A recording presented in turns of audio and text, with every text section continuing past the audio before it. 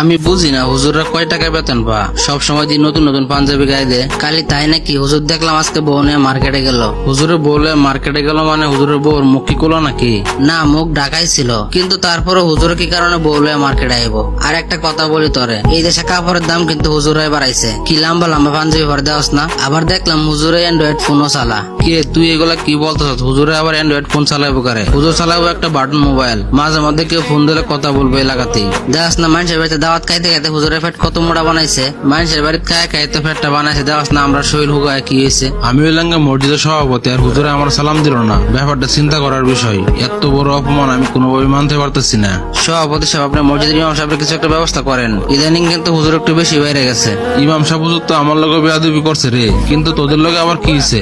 আমার তো হুজুরের চলাফেরাতে সন্দেহ। কয় টাকায় বেতন পা, নতুন নতুন পাঞ্জাবি পরে আবার সংসার চালায়, অ্যান্ড্রয়েড ফোন চালায়, এত টাকা পয়সা কই পা? তুই তো কথাটা ঠিক বলছস, হুজুর এত টাকা পয়সা কই পা? আজকে বিকেল বেলা এটা নিয়ে বসমো। আপনি হইলেন মসজিদের সভাপতি, আমরা এলাকাবাসী সবাই আপনার পিছনে আছি। আপনি হুজুরের একটা কিছু ব্যবস্থা করেন। ঠিক আছে, তোরা চিন্তা করিস না, আমি সঠিক বিচারটাই করবো। সেক্রেটারি হলো একজন পরহেজগার ব্যক্তি, এরা যদি বিচারে ডাকে তাহলে কিন্তু ফলাফল বেশি একটা ভালো হইব না। হ্যাঁ না রাখলেও তো হইব না, তুই চিন্তা করিস না। হ্যাঁ আমি ঠিক করবো না। ইমাম সাহেবরা যদি আমরা বাইর করে দিই তাহলে তো আমাদের দোষ হইব। ইমাম সাহেবের নামে এমন কিছু কলঙ্ক দিমু, ইমাম সাহেব নিজ ইচ্ছে বাইরে চলে দেবো। সভাপতি সাহেব, আপনি বলেন আমার কি অপরাধ?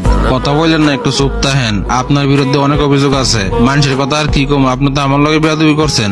আমি তো আপনার সাথে এমন কোনো আচরণ করি না। আমার জানা মতে আপনি কষ্ট পাইবেন। সকালে আপনার লগে দেখা হইলো, আমি হলাম একটা মসজিদ কমিটির সভাপতি, আপনি আমার সালাম দিলেন না। আমার বউ অসুস্থ, এই কথা শুনে আমি তাড়াতাড়ি করে চলে গেছি। আপনার আমি খেয়াল করি নাই। অভিযোগ তো মাত্র একটা দিচ্ছি, আরো অনেক অভিযোগ আছে আপনার নামে। আর কি অভিযোগ আছে? কিরে তোদের কি কি অভিযোগ আছে কমিটির সামনে বল। আমার কথা এলাকা হুজুর কয় টাকা বেতন পা, নতুন নতুন পাঞ্জাবি পরে আবার ফ্যামিলি চালায়। শুধু তাই নয়, কালকে দেখলাম হুজুরের বউ নিয়ে মার্কেটে গেল। আবার হুজুরে অ্যান্ড্রয়েড ফোন চালা। হুজুরে অ্যান্ড্রয়েড ফোন চালাবো কে? হুজুর চালাবো একটা বাটন মোবাইল। আবার হুজুরে আল্লাহর রাস্তায় মানুষের বাড়িতে খাইতে খাইতে ফ্যাট একটা বানাইছে। ফ্যাট তো নয় যেন একটা গোডাউন। আবার দেখলাম হুজুর একদিনকে জোরে জোরে হাঁটতেছে, আবার দেখলাম একদিন আস্তে আস্তে হাঁটতেছে। এগুলার জবাব দিতে হইব। সভাপতি সাহেব, ইমাম সাহেব তো কইছে ওনার বউ অসুস্থ, তাই শুনে তাড়াতাড়ি করে গেছে, আপনার খেয়াল করে নাই। তাছাড়া হুজুর কি কারণে আপনার প্রত্যেকদিন সালাম দেবো আগে আগে? আপনিও তো পারেন একদিন আগে আগে সালাম দিতে। আমি কি কারণে আগে সালাম দেবো? আমি হলাম মসজিদের সভাপতি।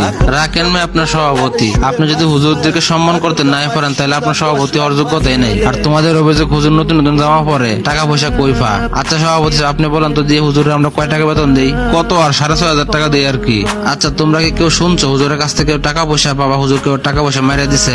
না, এখন পর্যন্ত এমন কোনো কিছু শুনি নাই। তাহলে তোমরা ভাবো আমরা এই কয় টাকা বেতন দিই হুজুরে, হুজুর নতুন পাঞ্জাবি গাই দে, ফ্যামিলি চালা, এটা দেখে আমাদের মতন কিছু লোকের সহ্য হয় না। আর তোমরা বলতেছো হুজুরে কি কারণে অ্যান্ড্রয়েড ফোন চালা? ও, তোমরা জন্য অ্যান্ড্রয়েড ফোন চালানো যায় আর হুজুরের জন্য না যায় না? তোমাদের মন মানসিকতা একটু চেঞ্জ করো। হুজুরের বলে মার্কেটে যাবো না কই যাবো, হুজুরের ব্যক্তিগত ব্যাপার। এটা নিয়ে তোমাদের এত মাথা ব্যথা কেন?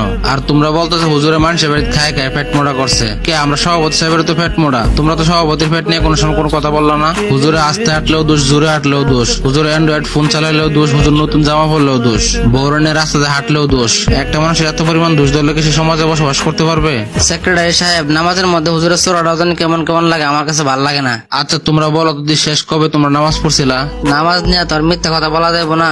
আমি গত 3 শুক্রবার আগে নামাজ পড়ছিলাম, তারপর আর পড়ি নাই। নিজেরাই ঠিক মতন শুক্রবারের নামাজটা পড়ো না, আবার তোমরা এসে হুজুরের ভুল ধরতে। তোমরা যে কোন ধরনের মুসল্লি এটা মানুষে বুঝে। অন্যজনের পিছনে লাগিয়ে না থাকে নিজেরা নিয়ে একটু ভাবো, তাহলে নিজের জীবনে কিছু উপকৃত হবা। এই পর্যন্ত হুজুরের নামে যে করা অভিযোগ করছো তোমরা সবাই মিললে, তার মধ্যে একটা তো হুজুরের কোনো দোষ নাই। তোমরা সবাই আগে নিজেদের মন মানসিকতা পরিবর্তন করো এবং নিজেদেরকে পরিবর্তন করো।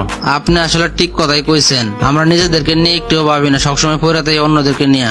আপনার মতো পরহেজগার ভালো প্রতিটি মসজিদ কমিটিতে থাকা দরকার। আপনার মতো একজন সৎ ব্যক্তি যদি মসজিদ কমিটিতে না থাকতেন আজকে, তাহলে আর আজকে আমাকে মিথ্যা অপবাদ দিয়ে বাইর করে দিত। আমাদের সমাজে এমন বহু লোক আছে কোনো কারণ ছাড়াই হুজুরের পিছনে লাগিয়ে থাকে। ভিডিওটা যদি ভালো লাগে থাকে অবশ্যই লাইক, কমেন্ট, শেয়ার করে যাবেন। ধন্যবাদ সবাইকে।